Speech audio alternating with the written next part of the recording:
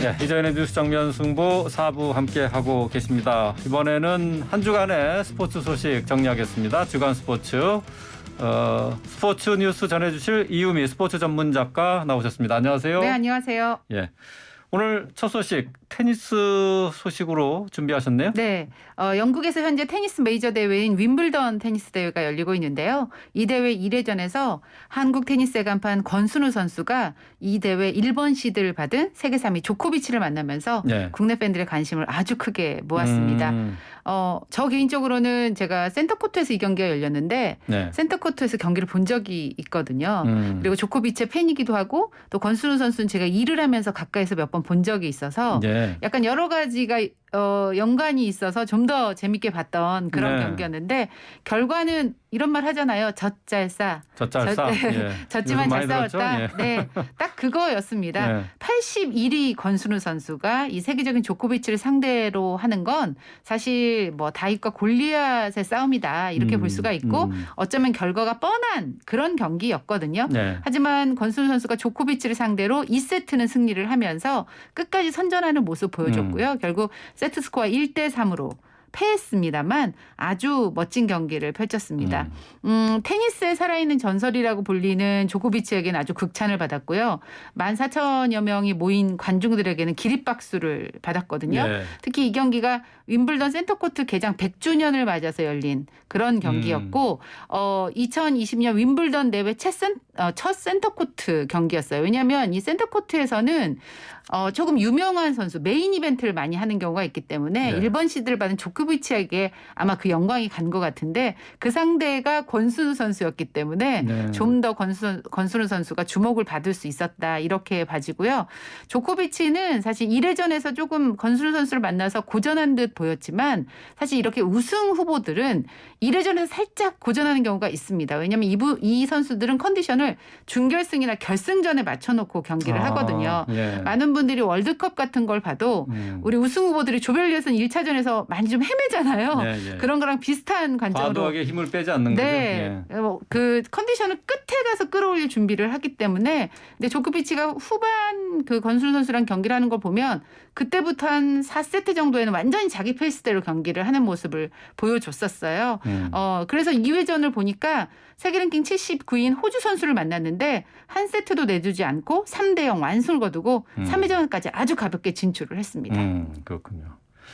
자, 이번엔 또 골프 팬들에게는 반가운 소식이 있었죠. 전인주 선수 네. 우승했죠. 3년 8개월 만에 우승 소식을 전해왔습니다. 네. 게다가 메이저 대회 우승이라 더 뜻깊었는데요. LPGA 투어 시즌 세 번째 메이저 대회인 위민스 PGA 챔피언십 정상에 오르면서 메이저 퀸의 부활을 알렸습니다. 이 선수가 메이저 퀸으로 불리는 이유가 있어요. 전인희 선수가 미국 투어 통산 4승을 했는데 네. 3승이 메이저 대회고요. 한국, 일본 경기를 보면 한국 투어 3승, 일본 투어 2승 이것까지 더하면 메이저 대회 우승을 8번을 했거든요. 물론 3년 8개월 만에 우승으로 가는 길이 쉽지만은 않았습니다. 원래 세 타째 선두로 마지막 라운드를 맞이했기 때문에 사실 전인주 선수가 당연히 우승을 할 거라고 봤는데 경기를 보면서 불안했던 게 한때 두 타째까지 미국의 톰스 선수에게 뒤지다가 네. 16번 홀에서야 다시 공동 선두가 됐고 18번 홀에서 파세이브를 하면서 승부를 끝을 냈는데 네. 우승 퍼트하고 눈물을 닦는 모습을 보이기도 했습니다. 네. 이번 우승이 이제 3년 8개월 만이고 76개 대회 만이었거든요.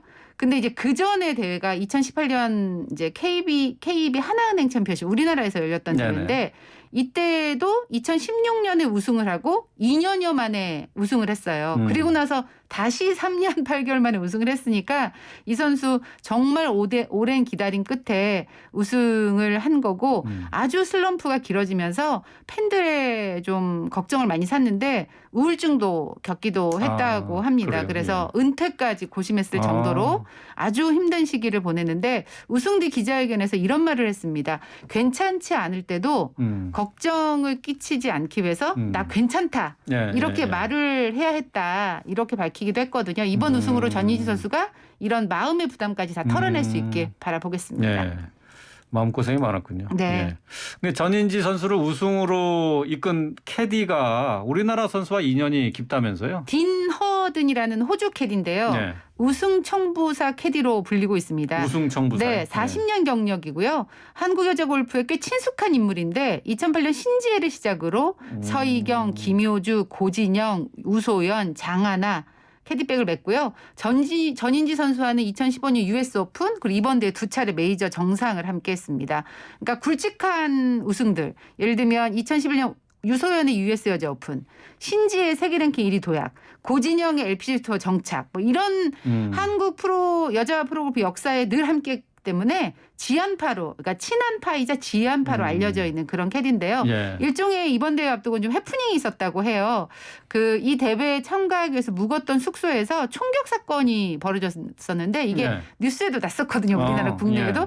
그런데 깊게 잠든 이 허든 캐디가 나중에서야 그 사실을 알고 네, 뭐 별거 네, 별거 아니다 이렇게 예. 인터뷰를 했는데 예. 이제 미국 골프위크 인터뷰에서는 어쩐지 호텔에 2대 경찰차가 있었다. 그래서 그만큼 안전한 곳이 없었다. 이런 말을 아주 의연하게 했다고 하니까 이런 네. 의연함이 또 선수들에게는 안정감을 주는 게 아닌가 뭐 그런 생각을 잠깐 해봤습니다. 캐디도 원래 계약을 하잖아요. 네, 그럼요. 예, 뭐 연간 계약을 해요. 어떻게? 보통 연간 계약을 하는 경우도 있고 또 대회별로 이제 계약할 하는 수도 경우도 있고. 있는데 보통 이제 전인지 선수나 이런 그 미국에서 뛰는 선수들은 연간 계약을 하면서 그 연봉에 대해서는 뭐 예를 들면 상금의 몇 % 이런 룰을 정하기 때문에 네, 이 뭐 허든 그 캐디 같은 경우는 워낙에 이제 우리나라 선수를 잘 알고 있어서 예. 여러 선수들 우리 선수들이 좋아하는 캐디네요. 그렇죠. 예. 네, 예. 그렇다고 보시면 될 것 그렇군요. 같습니다. 예. 자, 지난 6월 A매치 때 우리나라에 왔던 브라질 국가대표죠. 히샬리송? 네. 예, 이 선수가 손흥민 선수와 같은 팀에서 뛸 가능성이 높다고요? 1시간 정도 전에 오피셜이 떴기 때문에 예. 공식 발표가 났습니다. 히샬리송이라는 선수 뭐 흔히 뭐 축구 좋아하시는 분들은 아셨겠지만 보통은 아마 지난 브라질전을 통해서 이 선수를 아셨을 거예요. 네. 놀이동산 가서 노는 모습도 사진 찍혔고 하면서. 근데 이제 이 선수가 프리미어리그 에버턴에서 뛰고 있었고요. 이번 여름 이적 시장에서 토트넘으로 팀을 이제 옮기게 됐는데 공격수라서 많은 분들이 이러면 손흥민의 입지가 좀 영향을 미치는 게 아닐까? 이렇게 생각하시기도 하는 것 같은데 네. 결론적으로는 손흥민 선수에게 오히려 도움이 될 수 있는 자원입니다. 왜냐하면 이 선수가 맞는 공격수를 토트넘이 원하고 있었는데 딱 그런 선수거든요. 왜냐하면 토트넘이 다음 시즌에 프리미어리그도 하지만 유럽 챔피언스 리그 일정을 소화해야 되기 때문에 공격 자원이 좀 더 필요하고 다양한 포지션을 뛸 선수가 필요했는데 그런 차원에서 보면 히샬리송이 아주 적격인 게요. 선발과 교체도 가능하고요. 멀티 공격 자원의 최전방 공격수뿐만 아니라 양쪽 날개로 활용이 가능해요. 또 손흥민 선수와 함께 양발을 모두 잘 쓰는 게 특징인데 따라서 이제 손흥민과 케인에게 쏠리는 공격 부담을 좀 덜어줄 수 있고 손흥민과 케인과 함께 삼각편대로 또 출전을 할 수도 있잖아요. 그래서 히샬리송 같은 경우는 케인의 백업뿐만 아니라 측면과 팀의 공격진 상황에 따라서 적재적소에 뛸 수 있는 선수고 또 가끔은 손흥민 선수의 휴식일 때 손흥민 선수 역할을 해줄 수 있기 때문에 오히려 손흥민 선수 입장에서는 좀 케인이 빠졌을 경우에 케인의 공격도 메워야 했던 그런 부담을 좀 줄어들 수 있는 그래서 손흥민 선수에게는 아주 좋은 카드라고 볼 수가 있습니다. 네, 13일에 이제 토트넘이 K리그 올스타 팀과 경기를 하기 위해서 방한을 하거든요. 13일에 경기가 있는데 아마 히샬리송도 다시 한번 한국을 방문하게 될 것으로 보입니다. 히샬리송. 네. 예. 뭐 손흥민 선수하고 개인적으로 이 인간적인 케미도 잘 맞았으면 좋겠네요. 안 그래도 우리 브라질과 평가전 있을 때 손흥민 선수와 나중에 대화를 좀 많이 했다고 해요. 그래서 어떤 인터뷰에서는 왜 토트넘을 선택했냐 할 때 손흥민 선수가 있지 않습니까? 라는 말을 했다라는 얘기도 있기 때문에 아마 그 부분도 걱정 안 하셔도 되실 것 같습니다. 그렇군요. 네. 자, 우리 프로야구 소식도 좀 살펴보겠습니다. 한국 야구 신구 에이스 대결이 큰 관심을 모았다고요? 네. 지난달 이제 29일에 있었던 키움 대 기아의 경기였는데요. 안우진 대 양현종 이 명품 투수전을 지금 이야기를 하고 싶어서 제가 준비를 했는데 이 두 선수가 이제 신구 에이스로 사실은 뭐 양현종 선수를 뭐 9 쪽에 놓기는 그렇지만 어쨌든 두 선수를 비교하자면 예. 신규 에이스로 볼 수가 있겠습니다. 그래서 세대 교체 중심에 있는 두 주인공들의 만남으로 아주 큰 관심을 모았고요. 역시 멋진 대결을 펼쳤습니다. 영의 행진이 이어가다가 안우진과 양현종의 희비가 7회에 엇갈렸고요. 키움이 1대0으로 앞서게 되니까 결국 안우진은 이제 7개 탈삼진 무실점 7이닝 그리고 시즌 9승을 수확을 했고 네. 그 교체를 시켜주면서 불펜으로 이제 마운드를 넘기게 됐고요. 양현종 선수 이때 7이닝 1실점. 근데 9개 탈삼진을 했으니까 정말 호투를 한 건데 타선이 안우진 선수에게 좀 많이 막히면서 좀 분패를 하고 말았습니다.